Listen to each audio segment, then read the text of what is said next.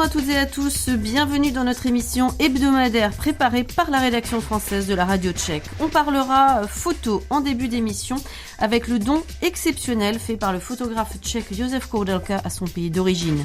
Batman en terre tchèque, c'est une première et c'est dans la toute première histoire de l'homme chauve-souris à Prague.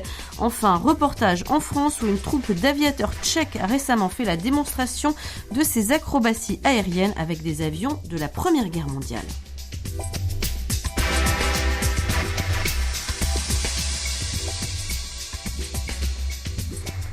Photographe français d'origine tchèque et membre de la prestigieuse agence Magnum, Josef Koudelka a décidé de faire don d'une grande collection de ses photographies représentant l'œuvre de sa vie à plusieurs institutions tchèques. Ce sont en tout 2000 clichés, dont son célèbre cycle dédié à l'invasion de la Tchécoslovaquie en 1968, qui rejoignent donc la patrie d'origine du plus célèbre des photographes tchèques contemporains.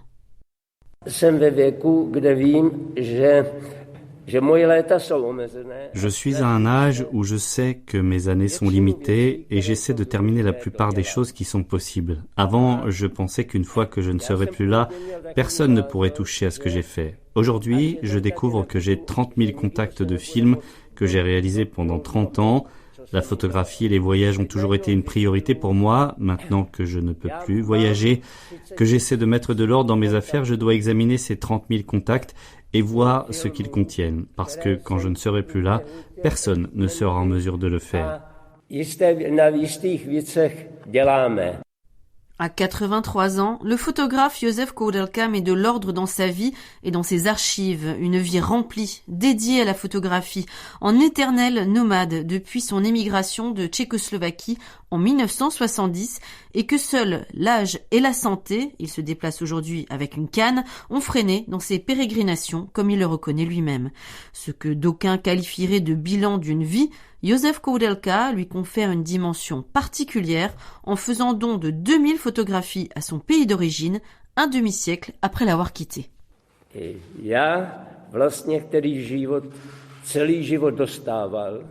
Tout au long de ma vie, on m'a beaucoup donné. Soudain, me voilà dans une situation où moi aussi je peux offrir quelque chose. Et j'en suis très heureux. Je suis heureux et j'ai la certitude que ce don se trouve aujourd'hui entre de bonnes mains et qu'on en prendra soin également à l'avenir.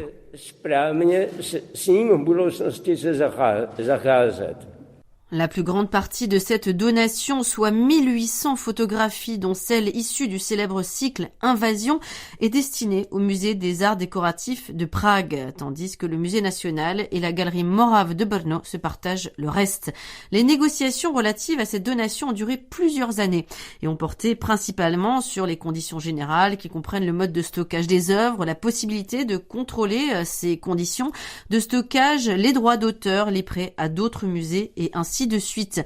Pendant ce temps, le musée des arts décoratifs a pu faire aménager un nouveau dépôt où se trouvent désormais archivées les photographies. Ainsi, à côté des importantes collections de František Drtikol et de Josef Sudek, dont le musée a également fait l'acquisition par donation, celle de Josef Koudelka sera l'un des plus importants corpus de photographie mondiale à faire partie des collections tchèques. La valeur des photographies de Josef Koudelka se mesure évidemment à l'aune de son talent qu'il faut qualifier de pictural, car Koudelka est tout sauf un photojournaliste, mais aussi par la rareté de ses tirages originaux. En effet, l'auteur n'en a jamais réalisé d'impression à grande échelle et seuls quelques tirages originaux existent pour certaines de ses œuvres antérieures. Prague rejoint ainsi les grandes villes du monde dont de grandes institutions ont la chance de compter les œuvres de l'artiste dans leur collection, comme le Centre Pompidou, la BNF, le Museum of Modern Art de New York ou le Victoria and Albert Museum à Londres. Parmi les cycles qui rejoignent le dépôt du musée des arts décoratifs, Invasion, Exil, Gitan et plusieurs autres encore. Et cette donation à l'État tchèque n'est pas terminée, comme le précise Josef Koudelka.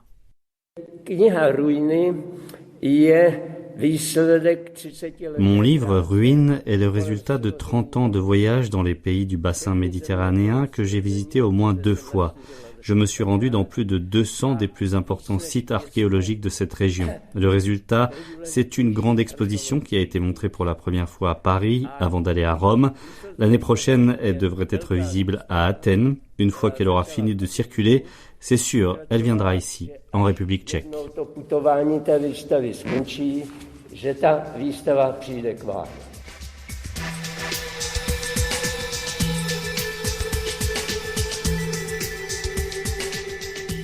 Pour la première fois de son histoire, Batman se bat contre des criminels en terre tchèque, plus précisément à Prague, dans les années 1980.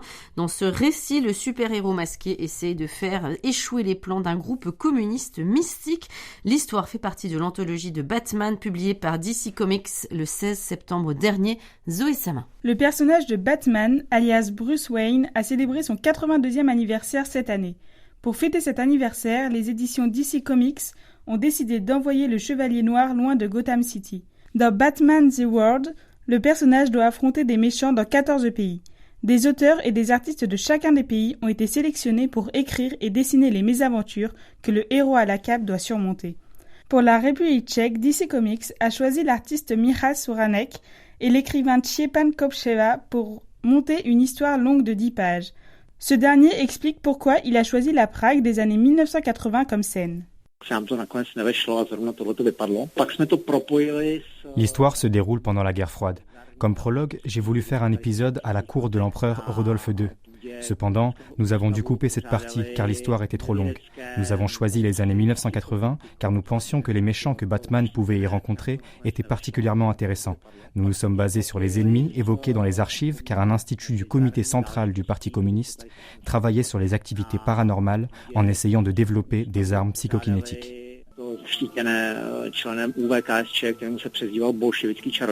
Selon l'auteur, le méchant principal est aussi inspiré de façon assez lointaine par un véritable fonctionnaire dont le surnom était le sorcier bolchevique. Le Parti communiste a essayé de développer des générateurs psychokinétiques. Bien sûr, ceux que nous présentons dans notre histoire sont différents. Nous avons tout exagéré et tout rendu plus macabre pour donner à Batman un défi difficile. Quand on lui demande comment il a représenté Batman, l'écrivain tchèque explique qu'il a essayé de rester fidèle au personnage original en donnant à l'homme chauve-souris une chance d'utiliser à la fois ses prouesses physiques et ses compétences de détective. Batman The World a été publié dans tous les pays le 14 septembre, 4 jours avant de célébrer la journée Batman. Le calendrier qui retrace le passé et le présent de Batman présente des histoires ayant lieu sur les 4 continents, en Russie, au Japon, au Brésil ou encore au Mexique. Chaque version internationale de l'anthologie a sa propre couverture, dessinée par l'équipe locale. En République tchèque, la couverture a été dessinée par Klev, un des éditeurs de bande dessinée les plus connus du pays, et que Štěpán Kopčeva a cofondé dans les années 1990.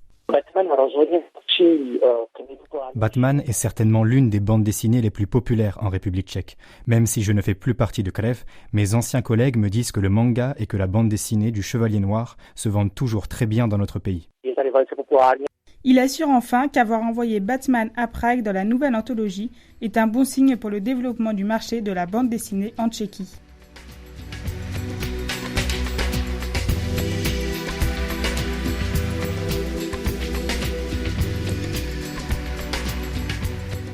Appelez-nous et nous viendrons bombarder votre aérodrome. C'est toujours ainsi que les Tchèques de Pterodactyl Flight se présentent aux organisateurs de meetings aériens. Et le moins que l'on puisse dire, c'est qu'ils savent tenir parole. La troupe fondée dans les années 2000 à Jihlava, dans la région de Vysočina, s'est fait une spécialité des reconstitutions explosive de batailles aériennes de la Première Guerre mondiale. Aux manettes de répliques d'avions de la Grande Guerre, il propose un show unique, mêlant acrobatie aérienne et de nombreux effets pyrotechniques. Après une année blanche à cause de la pandémie, les Tchèques ont fait leur retour dans l'un des meetings aériens les plus renommés d'Europe, le Temps des Hélices à la Ferté-Alais, en région parisienne. Pour cet événement mythique, ils sont venus de Jihlava à Paris aux commandes de leurs 5 coucous d'un autre temps et tous faits maison par le fondateur du groupe Peter Svoboda.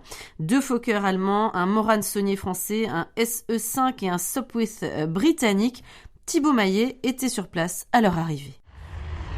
Ces appareils, qu'ils soient biplans, monoplans ou voire triplans, ne laissent en tout cas pas le public indifférent, comme on a pu le constater tout au long de la journée. Voler là-dedans à l'époque, ça devait être fou, quoi. Fallait pas avoir peur. Impressionnant, tout petit, tout fin. Surtout le train et les roues, ça fait un peu roue de vélo, quoi. Après, s'il est arrivé là, c'est qu'il vole, quand même. Il est arrivé depuis Prague. Depuis Prague, il a volé. À tous les pauvres types qui sont morts pour défendre la liberté. Voilà, ça me fait penser à ça. Dans des conditions terribles, parce que c'était pas ce qu'on imagine, une guerre en dentelle. Et c'est une chance, soit sur de la restauration, soit sur de la réplique, de trouver encore des individus qui s'investissent pour arriver à faire ça, quoi. Ouais. Et je trouve ça fabuleux. Et d'une grandeur incroyable. Donc c'était très très bien. Ah ouais, ça doit être... pas trop de vent, parce que ça doit... Ils sont venus depuis Prague avec. Non, ils sont venus de Prague avec. C'est pas possible. Fallait être motivé quand même. Hein. Puis ils sont tout petits. Hein. Ouais, c'est les fous volants dans leur merveilleuse machine, c'est ça. Les mecs ils sont motivés. Hein. Depuis Prague, dis donc. Dans le public, il y a de véritables experts, des passionnés, des experts même capables d'expliquer comment la mitrailleuse des avions n'abîmait pas les hélices, alors que située juste derrière. Du coup, les tout premiers avions, ils tiraient quand même à travers l'hélice. Après, les avions français, ils ont trouvé un espèce de mécanisme, ils renforçaient la partie proche du moteur. Et après, il y a un ingénieur, je ne sais plus son nom, a inventé le tir à travers, donc c'est synchronisé avec l'hélice. Du coup, c'est un mécanisme qui fait que lorsque l'hélice passe devant, ça coupe le tir. La personne qui a fait le premier tir à travers un mécanisme, à travers l'hélice, c'est Roland Garros qui lui-même a traversé pour la première fois la Méditerranée. Alors, le problème, c'est qu'il s'est posé, il a été abattu et les Allemands ont réussi à récupérer son système pour le mettre au point sur leurs avions. Donc celui-là, je sais pas, je crois qu'il c'est pas synchro. C'est pour ça que les bords d'hélice sont passés avec il y avait des déflecteurs sur les bords d'hélice pour que ça déporte la balle.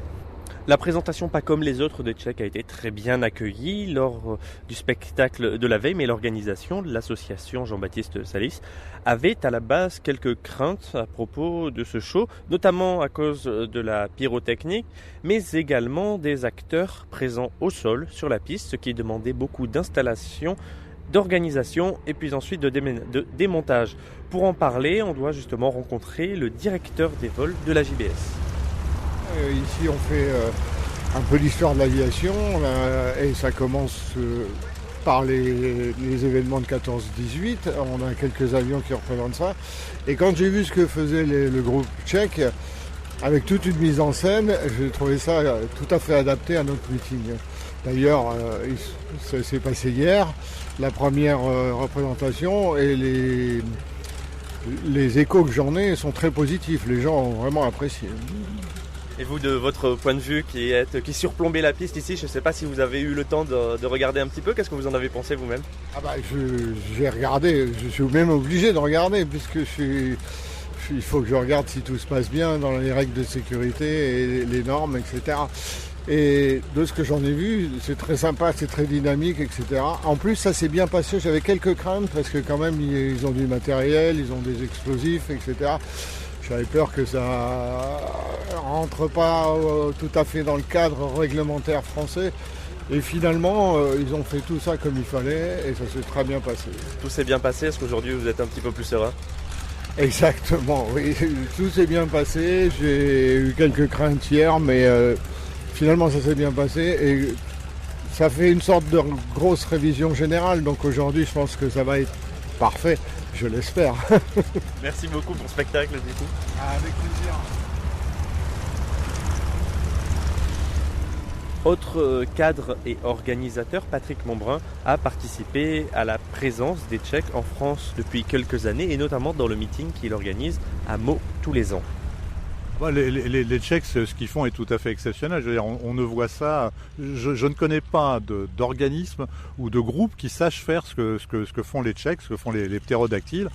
Ils nous font une reconstitution de combat aérien 14-18 comme on ne sait pas faire ailleurs, avec des effets pyrotechniques tout à fait remarquables.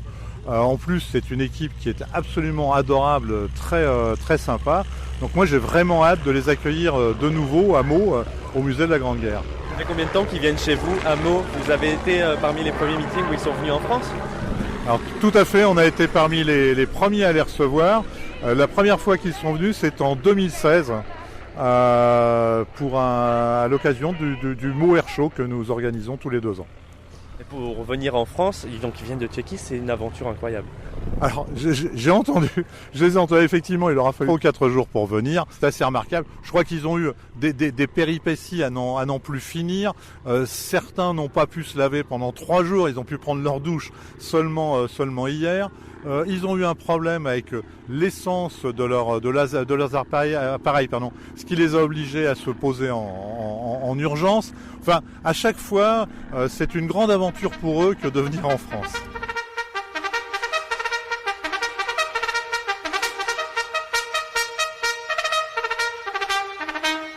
Nous sommes en 1915. La Grande Guerre sévit en Europe entière depuis déjà 2 ans. Dans ce conflit, toute une génération des meilleurs jeunes hommes des 2 côtés du front trouva la mort. Cette reproduction historique fut conçue à l'honneur et comme un souvenir à tous les pilotes et soldats ordinaires morts pendant la guerre, à toutes les victimes de ce carnage cruel qui ravageait les 2 côtés du front. Le show des Tchèques dure une vingtaine de minutes. Le scénario est simple. Un camp allemand installé sur la piste de l'aérodrome est attaqué par un avion britannique. Les Fokker allemands décollent pour contre-attaquer. Pendant les minutes qui suivent, les hommes au sol comme les avions en l'air s'affrontent sans merci.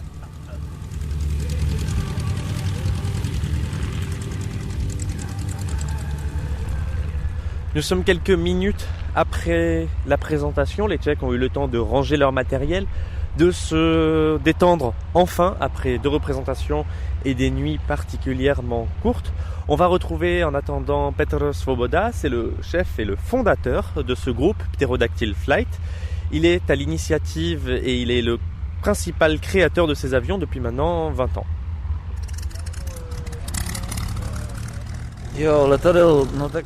En ce moment, je possède 3 avions, mais au total, j'en ai construit 8. Les autres avions sont chez leurs propriétaires. Est-ce que c'est votre activité à plein temps? Comment vous faites pour en vivre? Au départ, ce n'était pas mon métier. Mon premier avion était un Piper L4 avec lequel je participais aux meetings aériens traitant de la Seconde Guerre mondiale, mais j'ai toujours été passionné par les avions de la Grande Guerre. Aussitôt que j'ai obtenu ma licence de pilote, j'ai essayé de faire de mes rêves des réalités. J'ai commencé à chercher un modèle d'avion de classe ULM, plus petit que les originaux, que je serais capable de construire seul. Et ma première réplique d'avion de la Première Guerre mondiale est née.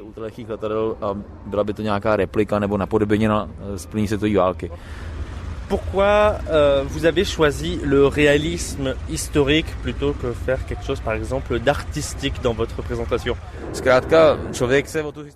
Nous sommes des passionnés d'histoire et nous portons en nous l'esprit des pilotes qui volaient dans la véritable guerre. Nous pensions qu'il serait bien de commémorer avec respect ce que ces jeunes garçons vivaient pendant la guerre. L'aviation était née depuis peu et ils se tiraient déjà dessus. Ils mouraient dans ces appareils très rudimentaires. La guerre est un événement dramatique et inutile. Nous nous sommes dit qu'il fallait montrer la guerre sous cet angle pour que l'on ne pense pas que la guerre est un jeu d'enfant, ni un jeu vidéo où l'on réapparaît à l'infini. Pour cela, pour avoir un aspect réaliste, nous utilisons beaucoup d'effets pyrotechniques, nous simulons les tirs des avions et nous diffusons au début de notre spectacle un commentaire qui pose le contexte. Il est important de se souvenir du passé pour qu'il ne se répète pas. On va l'entendre dans un instant. Depuis tout à l'heure, la patrouille de France est en train de survoler la Ferté-Alais. Vous êtes au même programme avec des avions absolument extraordinaires. Les vôtres le sont aussi. Qu'est-ce que ça vous fait d'être intégré dans un aussi beau programme?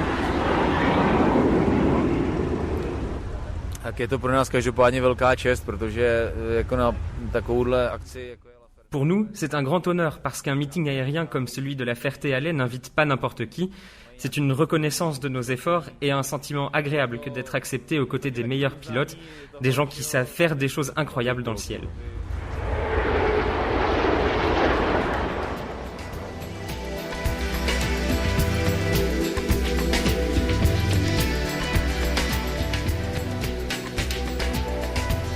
Et c'est avec ce reportage au meeting aérien de la Ferté-Alais en France, où près de 20 000 personnes ont assisté au spectacle des ptérodactyles Flight, que s'achève cette émission. Merci de l'avoir suivi.